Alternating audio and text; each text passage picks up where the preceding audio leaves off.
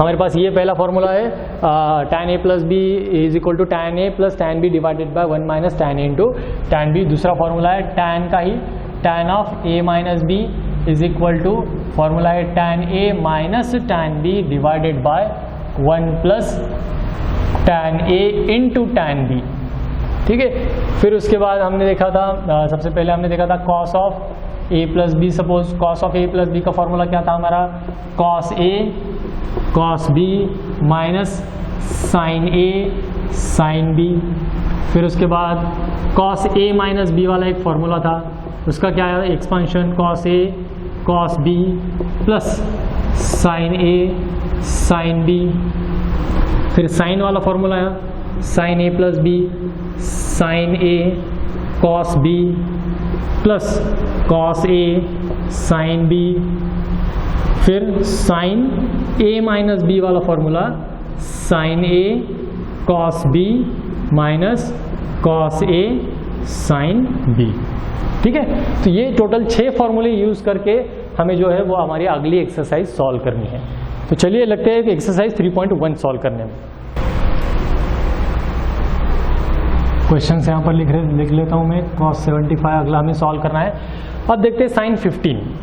अब sin 15 ये angle का मेजरमेंट हमें, या 15 ये जो नंबर है, तो ये टाइप के क्वेश्चन सॉल्व करने के लिए सबसे पहले तो आपको मेथड बता रहा हूँ।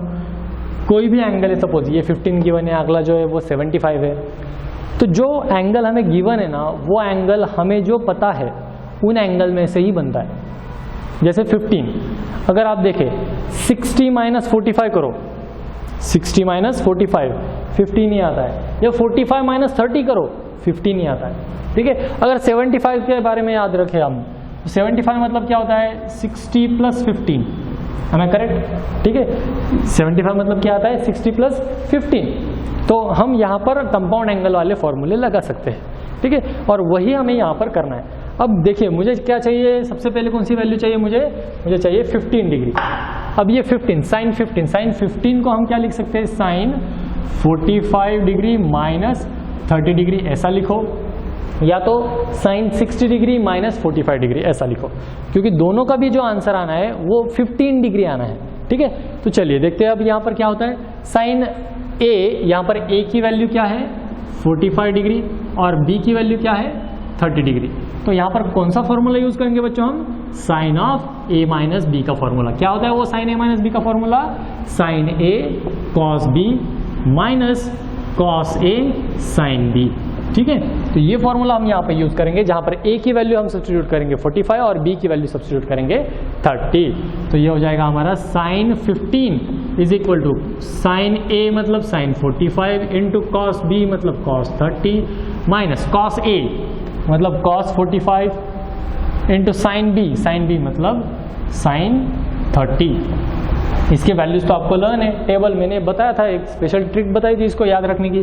साइन 45 की वैल्यू होती है 1/√2 इंटू कॉस 30 की वैल्यू होती है √3/2 माइनस कॉस 45 की वैल्यू होती है 1/√2 इंटू साइन 30 की वैल्यू होती है 1/2 इज इक्वल टू, अब देखिए इनके बेसिस सेम है 2√2। ठीक है, तो ये हो गया 2√2, 1 into √3 is √3 minus 1 into 1 is 1। तो आंसर क्या आ गया √3 माइनस 1 डिवाइडेड बाय 2√2।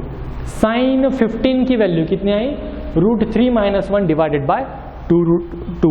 अब वैसे हमें क्या करना है cos 75 की वैल्यू फाइंड आउट करनी है। सेकंड इसका cos 75। अब यहाँ पर क्या करेंगे हम, आप यहाँ पर ऐसा नहीं कर सकते 90 माइनस 15, वहाँ पर 15 की वैल्यू आपको पता है क्या, नहीं पता है। यहाँ पर 75 को क्या करना है आपको, आप या तो उसको 30 प्लस 45 को क्या करेंगे हम, 75 को करेंगे हम 45 डिग्री प्लस 30 डिग्री, तो ये हो गया 75। तो कॉस का है कॉस ऑफ 75 डिग्री, तो उसको हम क्या करेंगे कॉस ऑफ 45 प्लस 30 डिग्री, मतलब ये हो जाएगा कॉस ए प्लस बी वाला फॉर्मूला हमें यहाँ पर यूज़ करना है, जहाँ की ए की वैल्यू 45 है और बी की वैल्यू 30 है। तो उसका एक्सपांशन क्या बनता है cos A cos B minus sine A sine B is equal to A की जगह पे 45 बी की जगह पे 30 रख दो, तो ये cos 45 into cos 30 minus sine 45 into sine 30 चलिए वैल्यूज पुटअप कर देते हैं। अभी ये cos 45 की वैल्यू तो हमें पता है 1/√2 होती है, cos 30 की वैल्यू भी हमें पता है जो कि √3/2 होती है, माइनस sin 45 की वैल्यू, sin 45 की वैल्यू क्या होती है 1/√2 और sin 30 की वैल्यू होती है 1/2। तो चलिए देखिए 2√2 बेस यहाँ पर सेम आ गया और ये 1 × √3 इज √3 माइनस 1 × 1 इज 1। तो cos 75 की वैल्यू क्या आई हमारी √3 माइनस 1 डिवाइड बाई 2√2, जहाँ की sin 15 की भी वैल्यू क्या आई थी हमारी √3 माइनस 1 डिवाइडेड बाई 2√2। अब ये दोनों वैल्यू सेम क्यों आए? क्योंकि देखिए sin 15 is nothing but sin 15 को हम cos 90 माइनस 75 लिख सकते हैं, कॉम्प्लीमेंट्री एंगल का ratio π/2 minus theta, cos π/2 minus theta is sin theta. ठीक है, तो वही फॉर्मूला हमने अब यहाँ पर यूज किया है। चलिए अगला एग्जांपल देखते हैं, जहाँ पर हमें दिया है tan 105, tan 105 का हमें सॉल्व करना है। अब 105 को कैसे स्प्लिट करोगे आप? 105 को कैसे स्प्लिट करोगे? 60 + 45 कर सकते हो। ठीक है, आपका किसी के दिमाग में आएगा सर 70 + 35, 75 + 30 भी करेंगे, फिर 75 को 30 + 30, 30 + 45 कर देंगे। अरे बेटा इतना दूर क्यों भागना है? अगर हमें शॉर्ट में आंसर मिल रहा है तो इतना दूर मत भागो, हमारे पास ट्रिपल एंगल वाला नहीं है कुछ। ठीक है, हमारे पास सिर्फ a + b वाला है। तो हम क्या करेंगे, सबसे पहले तो 105 को स्प्लिट कैसे करेंगे वो देखते हैं। तो उसको हम स्प्लिट करेंगे 60 डिग्री एंड 45 डिग्री में। निकालना क्या है tan 105। तो चलो tan 105 को देखते हैं, मतलब इसे यूज करना पड़ेगा tan 60 degree plus tan 45 degree, मतलब tan a + b वाला फॉर्मूला यूज करना पड़ेगा यहाँ पे। तो tan a + b का एक्सपांशन क्या है?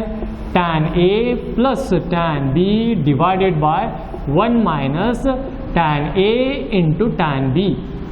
ओके, समझ में आ गया? अब ये जो है ये फॉर्मूला हमें यूज करना है, तो a की जगह पे हम 60 पुट करेंगे, b की जगह पे 45 पुट करेंगे। tan a मतलब tan 45 plus tan b, sorry tan 60 आएगा यहाँ पे। tan a मतलब tan 60, tan 40, b मतलब tan 45, 1 minus tan a into it is nothing but tan 60 into tan 45। ठीक है, अब इनके वैल्यूज पुट कर देते हैं। tan 60 मतलब होता है √3, tan 45 मतलब होता है 1, ये 1 माइनस ये क्या हो गया tan 60 की वैल्यू फिर से √3 इंटू tan 45 मतलब 1। तो फाइनल आंसर क्या है? इसको हम रीअरेंज भी कर सकते हैं, एडिशन वाली टर्म है ना, तो इसको मैं ऐसा भी लिख सकता हूँ 1 + √3 डिवाइडेड बाय 1 माइनस √3, या आपने √3 + 1 डिवाइडेड बाय 1 माइनस √3 ऐसा भी रखा तो भी वो आंसर करेक्ट हो जाता है। तो चलिए जो मैंने आपको कहा था आप फाइंड आउट करके दो, कौन सा? कॉट वाला फॉर्मूला। तो वो कॉट वाला एग्जांपल अब हमें यहाँ पर सॉल्व करना है, जो कि है कॉट ऑफ 225 डिग्री। कौन सा फाइंड आउट करना है हमें अब? Cot of 225 degree. अब 225 डिग्री को बोलो कैसा स्प्लिट करोगे आप? 90 प्लस समथिंग 9। तो 225 में मतलब पहले हमें देखना पड़ेगा कि वो कौन से क्वाड्रेंट में है। कौन से क्वाड्रेंट में है 225? मतलब थर्ड क्वाड्रेंट। इतना तो आपको पता है। ठीक है, तो ये 180 प्लस शायद हो जाए या 270 माइनस हो जाए। ठीक है, तो 225 मतलब होता है 225 को अगर हमें स्प्लिट करना है तो वो बनता है 180 + 45। अंडरस्टूड? सो 180 + 45 करते हैं तो यहाँ पर हमें यूज करना है cot of 180 degree plus 45 degree, cot of 180 degree plus 45 degree. तो इसमें से हम क्या करेंगे?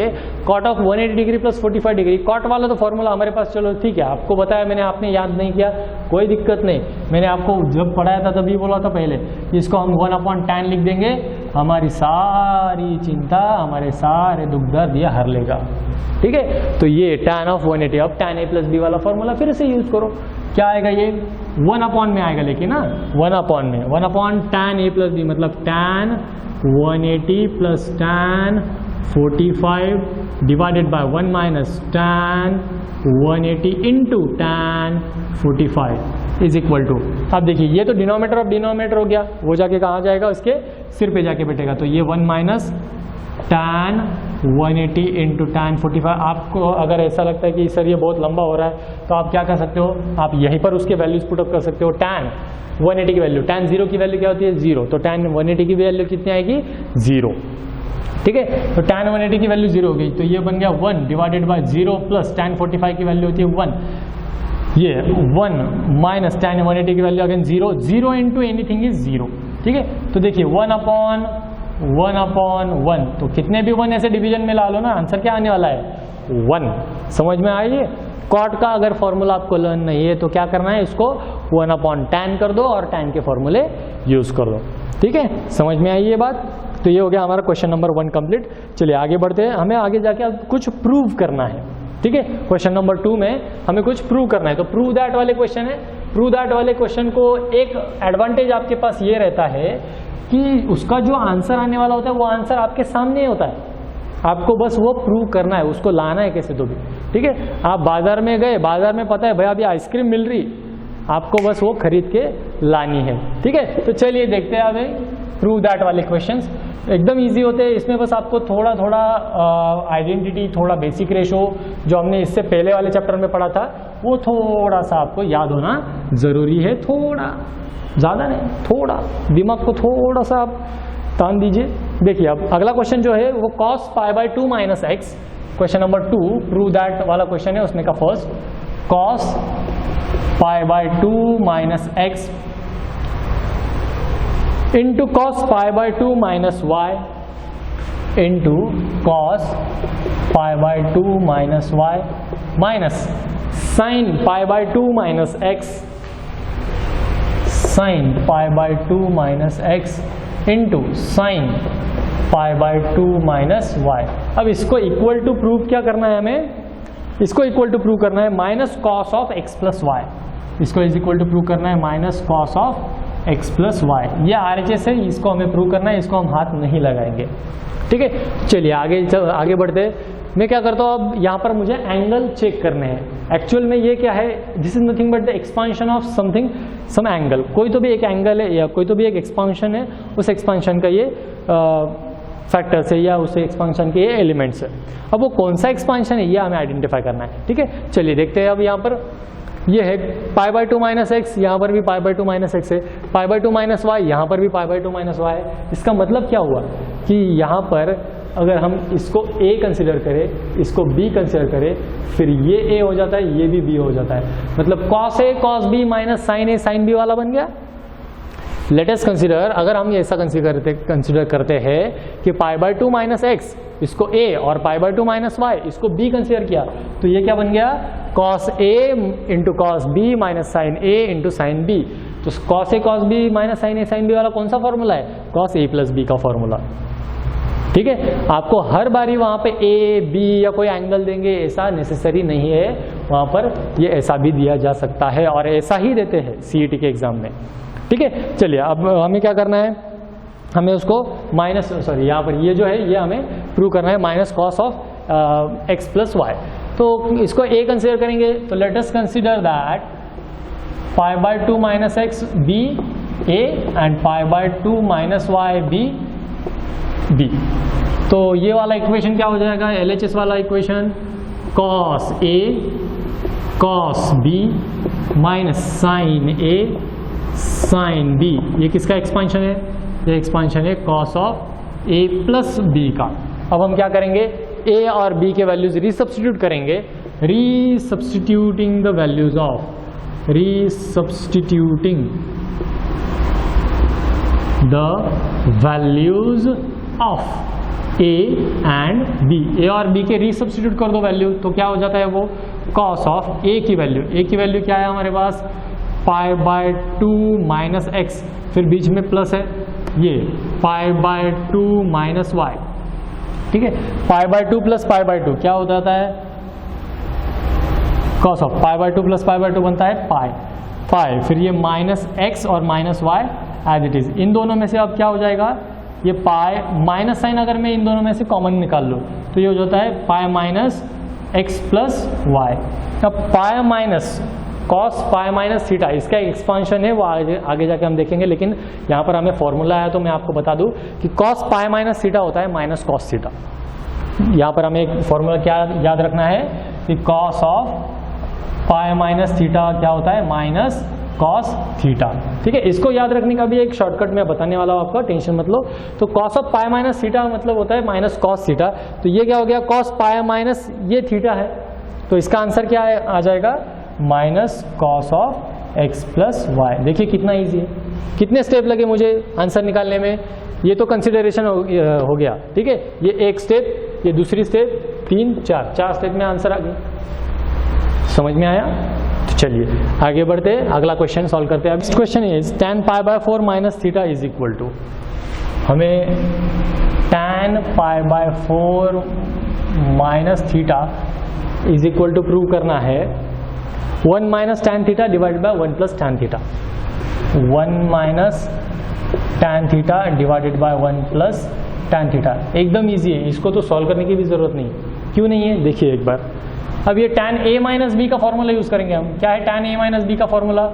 tan a minus tan b का formula, tan a minus b का, तो tan a minus tan b divided by 1 plus tan a into tan b, ठीक है। तो tan a की जगह पे हम क्या रखेंगे अब? π/4, तो ये हो जाएगा tan π/4 minus tan theta divided by 1 plus tan π/4 into tan theta is equal to tan π/4 की मतलब उसका वैल्यू होता है 1 माइनस ये tan theta as it is divided by 1 plus tan π/4 मतलब 1 होता है 1 into tan theta is tan theta. हो गया प्रूफ। कुछ दिक्कत इसमें? देखिए बच्चों, ट्रिग्नोमेट्री को आपको किसी ने ये बता के कुछ हवा कर दी होंगी कि ट्रिग्नोमेट्री बहुत बहुत हार्ड होता है। कुछ हार्ड है क्या? लास्ट 2 चैप्टर से हम पढ़ रहे हैं। हाँ, थोड़ी बहुत प्रैक्टिस अगर आप कम करोगे तो आपको वो हार्ड लग सकता है, लेकिन जैसे मैंने कहा कि आप ये जो एग्जाम्पल मैंने आपको बताए थे प्रैक्टिस करो उसकी प्रैक्टिस करने के बाद आपको ईजी लग रहा है कि नहीं?